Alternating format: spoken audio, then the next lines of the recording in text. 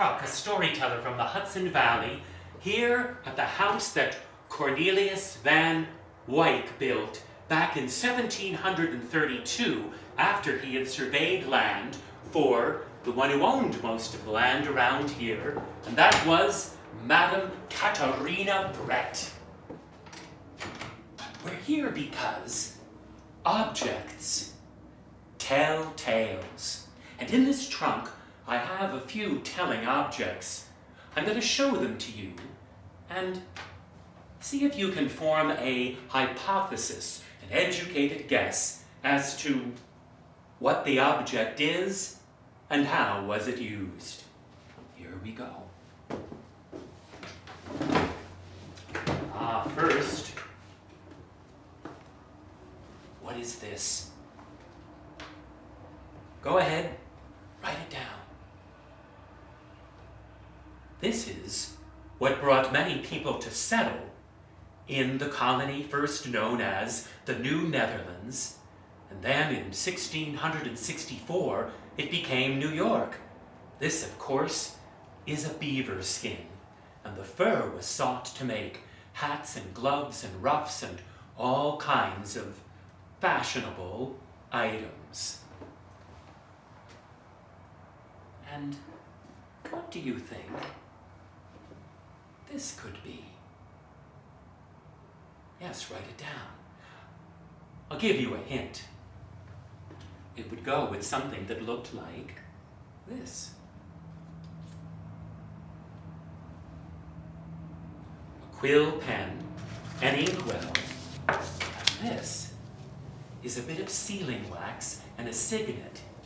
After you'd write your letter and let it dry, you'd fold it up, melt a bit of the wax, and then press the signet into the wax, and it has a little symbol that is only yours.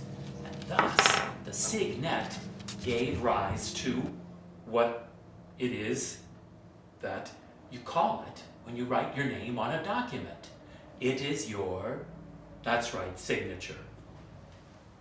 So, there's the signet and the quill pen.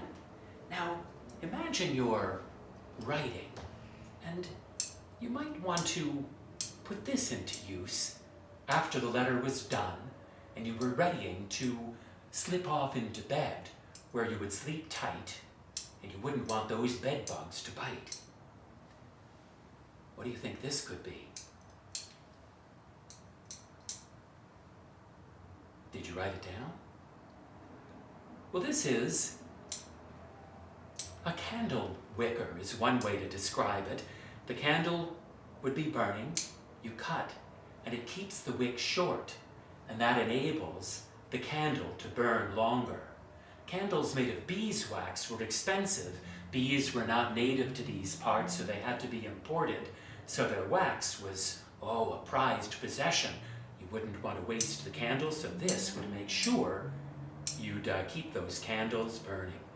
Quite nice, and they have little points like a little trivet to prop it up so the hot wax wouldn't drip too much on the table, and that's why this little chamber is there too.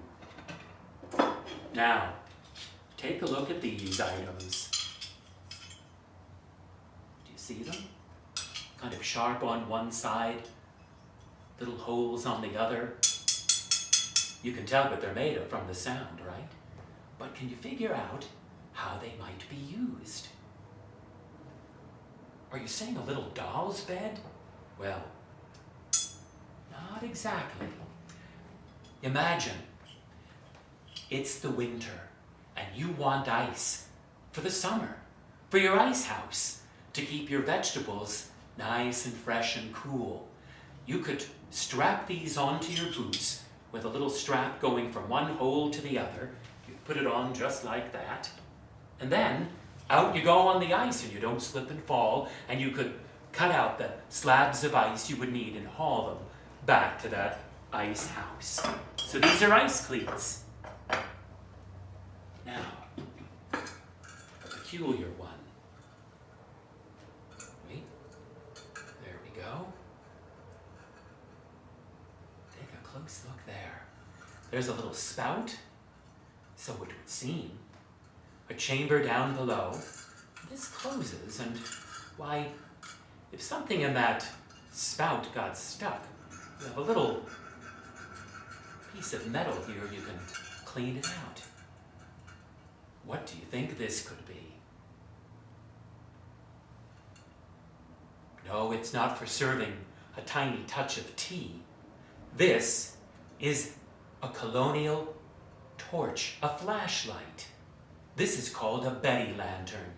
You'd put a little bit of maybe leftover bacon grease in here, and then you'd stick a little bit of string, and you light it on fire, and then you can kind of say, "Oh, pray tell, who goes there?" with a little bit of light, and this could be propped up, and it would reflect out. This is a Betty lantern. Now last, a little metal box. Let's see what's inside. Do you see? 3 items. Kind of a stone, a bit of thread, and last, a little piece of interestingly shaped metal. See how it goes on my hand? Write down what you think it might be. I know what some of you are thinking. Maybe this is a little colonial razor blade. Oh, not quite. Or perhaps it's something you might use if you're in a brawl in a tavern. Come on, I got my brass knuckle here. Let's have a fight. Ah! Not exactly. This, if you wrote down tinderbox, you're pretty clever. It's exactly what it is. You take this little bit of tinder, you might even put it between your ring and your pinky. Then you take the bit of metal there. This is the flint, and you strike it. See that? You get a spark. I don't want to make a fire and burn down old Cornelius's establishment here, but this is a tinderbox, quite handy for making a fire in colonial times. So, there we have it. Items telling tales from colonial times. I'm Jonathan Kruk, here at the Van Wyck Homestead Museum. Thanks for listening.